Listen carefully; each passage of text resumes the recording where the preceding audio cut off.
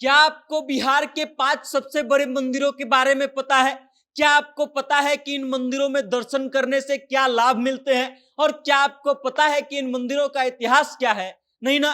तो आइए आज हम आपको बताएंगे कि बिहार के 5 सबसे बड़े मंदिर कौन हैं, इनका इतिहास क्या है और यहाँ पर क्या क्या खास है और यहाँ पूजा करने का लाभ क्या मिलता है। इस सूची में जो सबसे पहला नाम है वो है जानकी मंदिर, जो सीतामढ़ी में स्थित है। माता सीता का जन्मस्थल इसको माना जाता है और इसको लेकर के अब क्लेम ये किया जा रहा है कि बहुत जल्दी ही यहाँ पे राम मंदिर के तर्ज पर एक मंदिर बनेगा। सबसे पहले इसके बारे में अगर जानकारी की बात करें तो ये जो है माता सीता का जन्मस्थल माना जाता है। ये है सीतामढ़ी का जानकी मंदिर। ये जो है पुनौरा स्थित जगह है, पुनौरा, जहां पे ये मंदिर है सीतामढ़ी में। उसके बाद इसके बारे में किंवदंती है, कथा है कि राजा जनक के राज्य में एक बार अकाल पड़ गया था और अनाज नहीं था, लोग जो है भूखे मर रहे थे।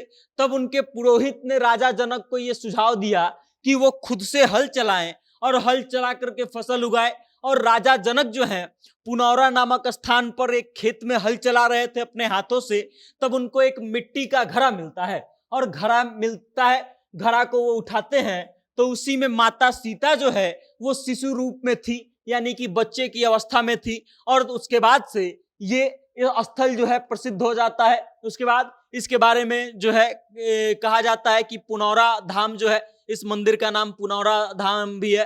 तो पुनौरा धाम के जस्ट पीछे जो है एक जानकी कुंड है। अब इस जानकी कुंड की खासियत यह है कि आप अगर जाते हैं और जानकी कुंड में स्नान करते हैं तो आपको संतान की प्राप्ति होती है। मतलब अगर आप लंबे समय से परेशान हैं और आपको संतान नहीं हो रहा है तो ये प्रचलन है, ये कथा है कि इस जानकी कुंड में जाकर के आप स्नान कीजिएगा तो आपको बच्चा होगा। उसके अलावा यहाँ पे और क्या खास चीज है, तो यहाँ पर एक स्थान है जिसका नाम है पंथ पाकर।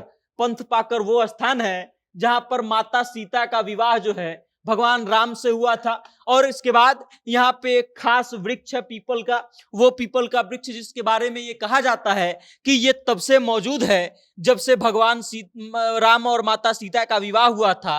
उस विवाह का ये साक्षी भी ये वृक्ष जो है ये बना था। उसके बाद इस सूची में जो अगला नाम है वो है गया का विष्णुपद मंदिर। विष्णुपद मंदिर जो है बहुत प्रसिद्ध है और इसके बारे में कहा जाता है कि वहां पे एक पत्थर पे पद चिन्ह है और वो पद चिन्ह जो है भगवान विष्णु के स्वयं के पद चिन्ह है। ये कहाँ है, तो मोक्षदायिनी नदी है, फल्गु नदी, और फल्गु नदी के किनारे जो है ये विष्णु पद मंदिर जो है स्थित है। इसकी भव्यता बहुत है, ये बहुत विशाल है, 100 फीट ऊंचा मंदिर है ये। इसमें 44 पिलर है और उसके बाद जिस पत्थर पर भगवान विष्णु के पद के चिन्ह है, पैर के चिन्ह है, उस पत्थर का नाम धर्मशिला रखा गया है। और धर्मशिला नामक पत्थर पर लगभग 40 सेंटीमीटर लंबा जो है उनका पद चिन्ह है भगवान विष्णु का। और उसके बाद इसके बारे में कथा है कि गया का नाम गया कैसे पड़ता है, तो एक असुर था, राक्षस था जिसका नाम था गयासुर। गयासुर को एक वरदान मिला था।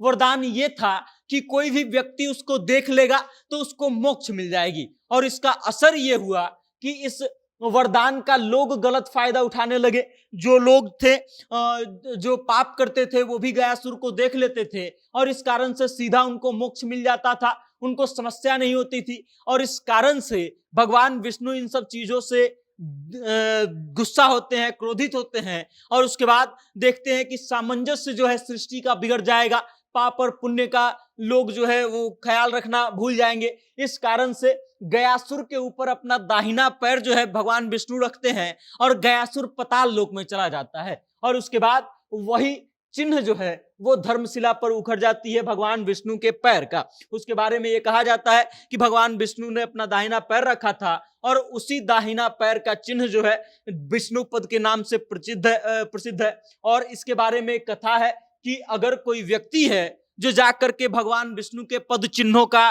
दर्शन कर लेता है तो उसके सारे दुखों का नाश हो जाता है। मतलब ये कि अगर आपको भी दुख है और आप भी इन दुखों का नाश करना चाहते हैं तो भगवान विष्णु के मंदिर में जाकर के उनके पद चिन्हों का दर्शन कर सकते हैं और इसके बारे में कथा है कि सब दुख नाश हो जाते हैं। उसके बाद इस सूची में जो अगला नाम है वो है महावीर मंदिर का। महावीर मंदिर पटना का वो महावीर मंदिर जो बहुत प्रसिद्ध है और जिसको देखने के लिए लोग विदेशों से आते हैं। पटना जंक्शन के पास जो है ये मंदिर स्थित है और इसके बारे में क्या क्या लोगों के विचार हैं, क्या क्या मान्यताएं हैं, इन सभी चीजों पर हम बात करेंगे। विदेशों से देखने के लिए लोग आते हैं इसको।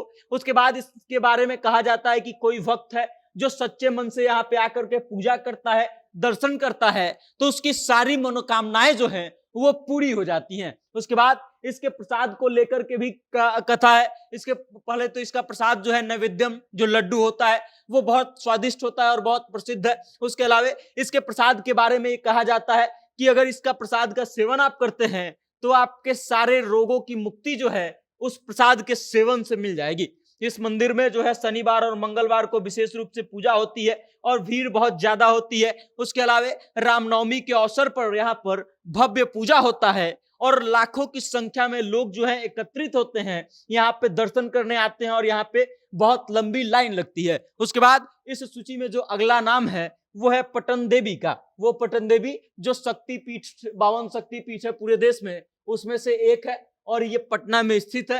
ये 52 शक्तिपीठों में से एक है। और इसके बारे में अगर कहा जाए, बात किया जाए, तो इस मंदिर में एक योनि कुंड है। योनि कुंड के बारे में कहा यह जाता है कि इस योनि कुंड में जो भी हवन सामग्री डाली जाती है वो सीधा भूगर्भ में पहुंच जाता है। मतलब इसमें, इस योनि कुंड में जो भी अग्नि कुंड में हवन डाली जाती है या फिर सामग्री डाली जाती है, हवन की जाती है, वो सामान जो है वापस नहीं निकाला जाता है, वो सीधा पाताल में चली जाती है, भूगर्भ में चली जाती है। उसके बाद यहाँ के बारे में कथा है कि माता सीता का दाहिना पैर जो है, दाहिना जांघ जो है, यहीं पे आके गिरा था और उसके बाद ये शक्तिपीठ बन गया था। उसके बाद इसके बारे में ये भी कहा जाता है कि ये मंत्र सिद्धि का मंदिर है। यहाँ पर मंत्र सिद्धि यहाँ की बहुत प्रसिद्ध है। उसके बाद नवरात्रि में यहाँ पर बहुत ज्यादा भीड़ लगती है, बहुत ज्यादा महत्व होता है नवरात्रि में अगर आके कोई पूजा करता है तो। और उसके बाद यहाँ पर महाकाली की, महालक्ष्मी और महासरस्वती की पूजा जो है होती है और इन तीनों की मूर्ति भी यहाँ पर विराजमान है। तो आप यहाँ पे भी जा करके दर्शन करके लाभ उठा सकते हैं। बाकी इस सूची में जो अगला और फिलहाल अंतिम नाम है वो है थावे मंदिर का। थावे मंदिर की कहानी जो है बड़ी रोचक है और थावे मंदिर का इतिहास जो है बहुत ही खतरनाक रहा है, बहुत भयंकर रहा है। इसको सुनने के बाद लोग जो है कांप जाते हैं। इसकी कहानी यह है कि सबसे पहले तो ये भी कि 52 शक्तिपीठों में से एक है ये भी। उसके बाद इसकी कहानी में एक मुख्य किरदार आते हैं भक्त रहसु। भक्त रहसु जो है वो माता के बहुत प्रबल भक्त हैं। इनके बारे में कहा जाता है कि एक बार जो है उस पूरे क्षेत्र में, हथुआ राज्य में अकाल पड़ता है और अकाल इस कदर पड़ता है कि किसी के पास भोजन नहीं है, अन्न नहीं है। और उस समय भक्त रहसु जो है बाघ से दौनी करवाना स्टार्ट करते हैं। दौनी जो होता है एक तरीके का मशीनी उपकरण होता है जिसके माध्यम से गेहूं और चावल के फसल को डाला जाता है और दूसरी तरफ से चावल साफ होकर के निकलता है। तो वो दौनी जो है बाघ के माध्यम से ये करवाना शुरू करते हैं। उससे पहले तक लोग जो है बैल के माध्यम से करवाते थे और भक्त रहसु जो है बाघ से दौनी करवाना शुरू करते हैं और घास का दौनी करते हैं और सामने से चावल निकलता है। जब ये कथा प्रचलित होती है और लोगों के मुंह से राजा तक पहुंचती है, राजा मनन तक, तब राजा मनन सिंह को इस बात पर विश्वास नहीं होता है और रहसु भगत को बुलावा भेजते हैं और उसके बाद कहते हैं कि तुम ढोंगी हो और तुम पर हमको विश्वास नहीं है, इस बात को साबित करके दिखाओ।